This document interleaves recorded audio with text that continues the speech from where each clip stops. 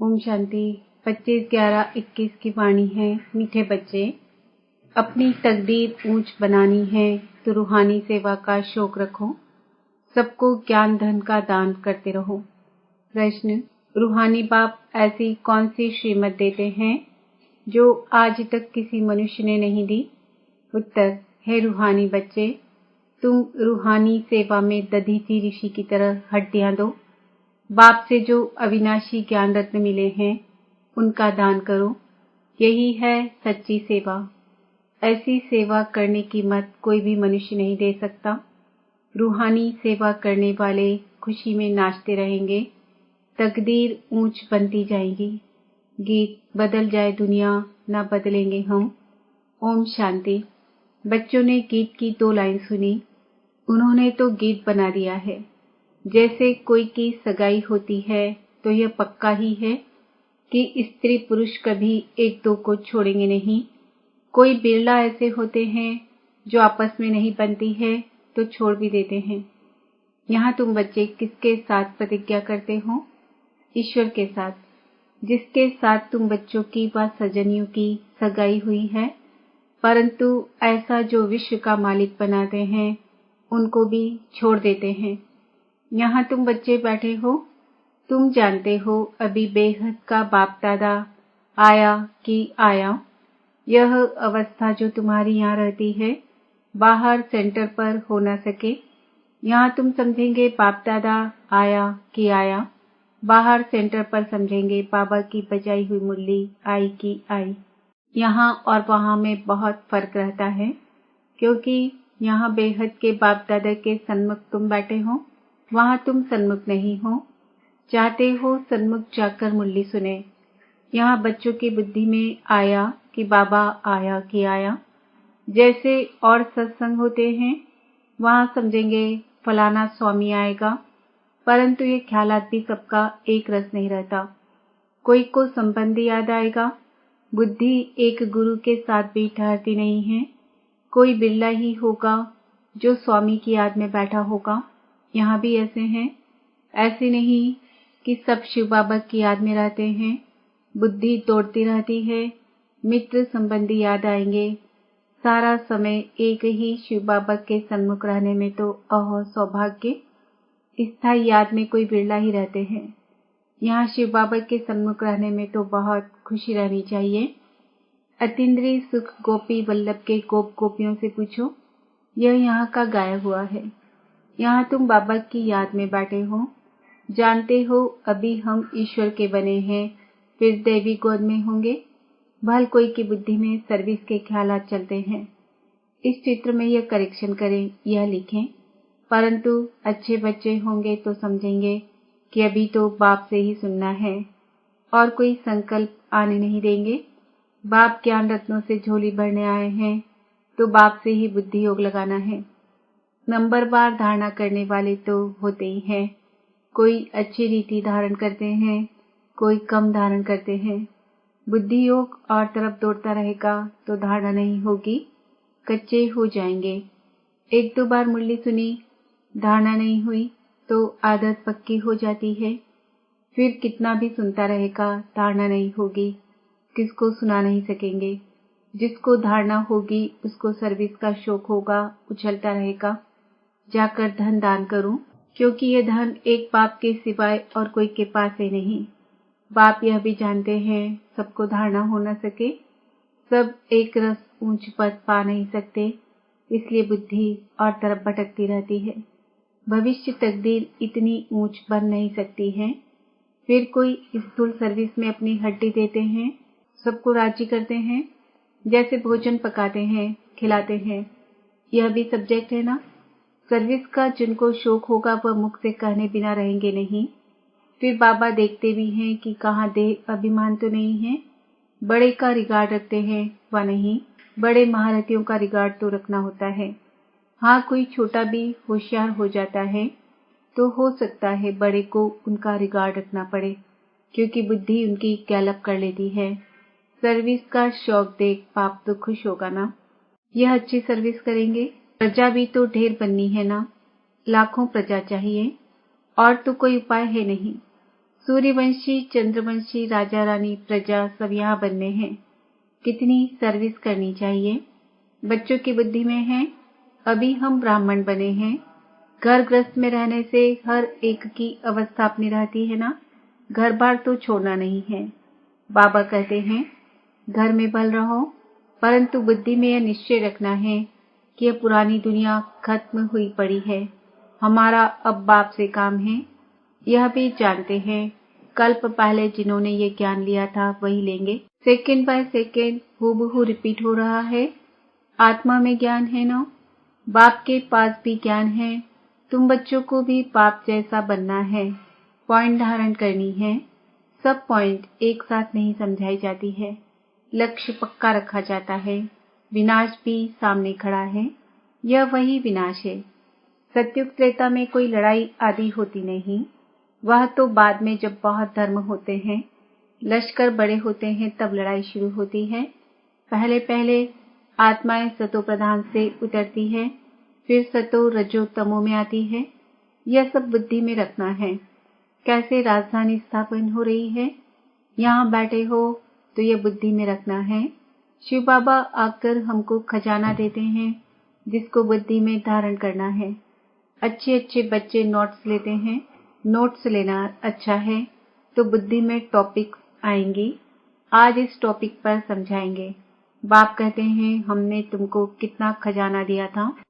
सत्युग त्रेता में तुम्हारे पास अथाह धन था, फिर वाम मार्ग में जाने से कम होता गया, खुशी भी कम होती गई, कुछ न कुछ विकर्म होने लगे। उतरते उतरते कलाएं कम होती जाती है। सतो प्रधान, सतो रजो तमो की स्टेजेस होती है ना। सतो से रजो में आते हैं तो ऐसे नहीं फट से आ जाते हैं। तमो प्रधान में भी आहिस्ते आहिस्ते उतरते हो, उसमें भी सतो रजो तमो स्टेजेस आएंगी। फट से तमो प्रधान नहीं होंगे, धीरे धीरे सीढ़ी उतरते जाते हैं। कला कम होती है, अभी जंप लगाना है।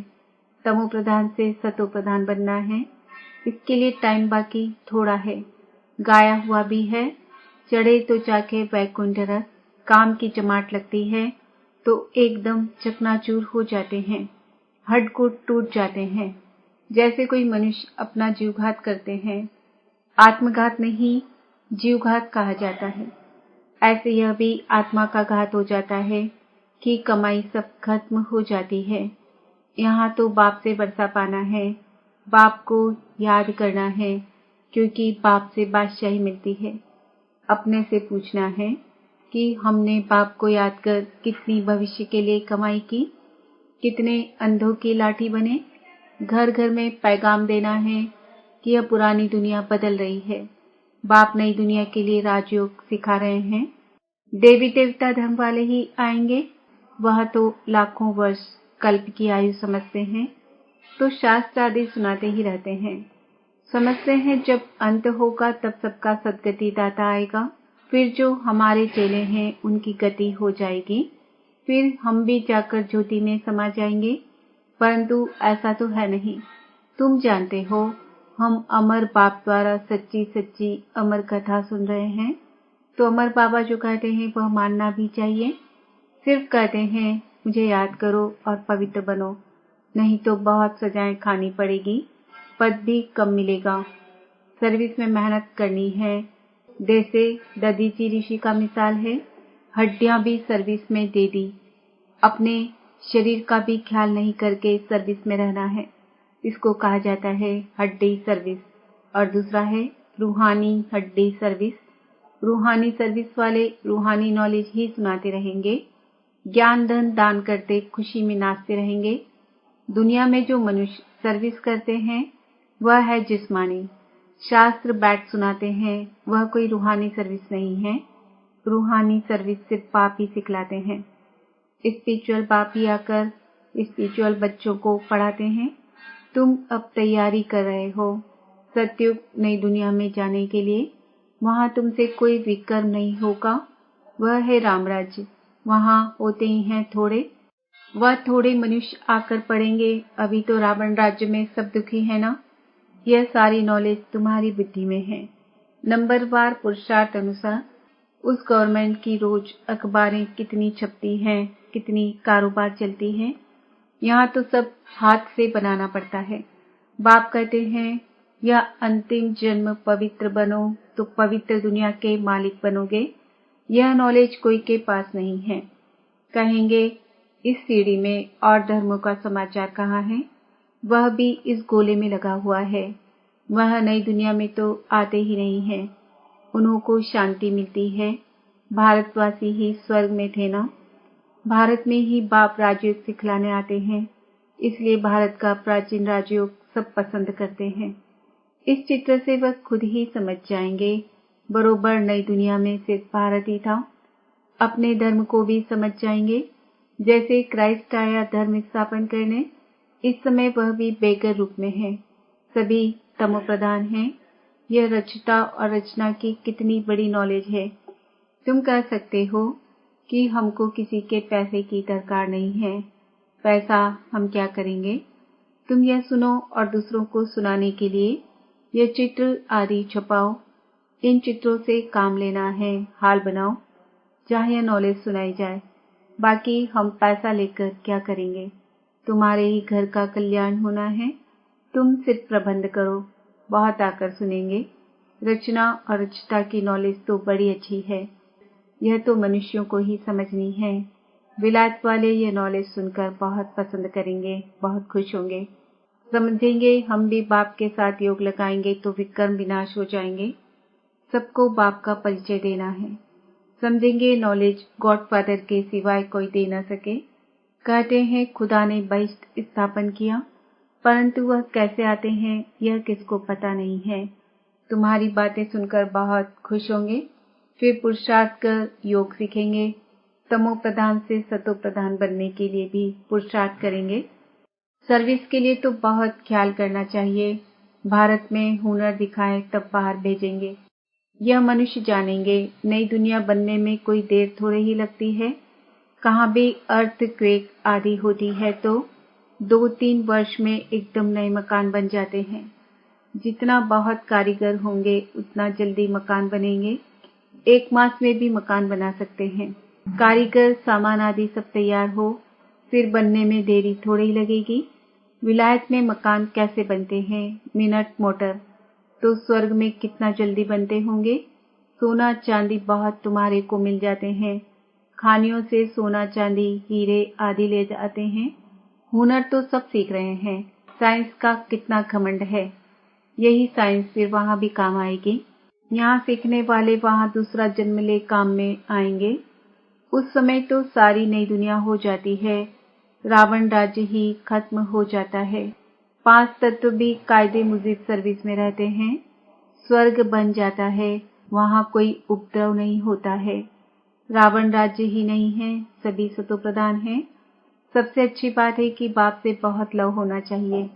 बाप जो पूर्णा देते हैं उसको धारण करना और दूसरों को दान देना है। जितना दान देंगे उतना इकट्ठा हो जाएगा। सर्विस ही नहीं करेंगे तो धारणा कैसे होगी? सर्विस में बुद्धि चलनी चाहिए। सर्विस तो बहुत ढेर हो सकती है। कोई करते रहे, दिन प्रतिदिन उन्नति को पाना है, अपनी भी उन्नति करनी है। अच्छा, मीठे मीठे सिकेल दे बच्चों प्रति माता पिता बाप दादा का याद प्यार और गुड मॉर्निंग। रूहानी बाप की रूहानी बच्चों को नमस्ते। हम रूहानी बच्चों की रूहानी बाप दादा को याद प्यार गुड मॉर्निंग, नमस्ते, ओम शांति। धारणा के लिए मुख्य सार, आपस में एक दो का रिगार्ड रखना है। सर्विस का बहुत बहुत शौक रखना है। ज्ञान रत्नों से अपनी झोली भरकर उसका दान करना है। एक बाप से ही सुनने का संकल्प रखना है। दूसरे ख्यालातों में बुद्धि को भटकाना नहीं है। वरदान, ईश्वरीय अथॉरिटी द्वारा संकल्प व बुद्धि को ऑर्डर प्रमाण चलाने वाले मास्टर सर्वशक्तिवान भव। जैसे स्थूल हाथ पांव को बिल्कुल सहज रीति जहाँ चाहो वहाँ चलाते हो व कर्म में लगाते हो, वैसे संकल्प बुद्धि को जहाँ लगाना चाहो वहाँ लगा सको। इसे ही कहते हैं ईश्वरीय अथॉरिटी। जैसे वाणी में आना सहज है, वैसे वाणी से परे जाना भी इतना ही सहज हो। इसी अभ्यास से साक्षात्कार मूर्त बनेंगे।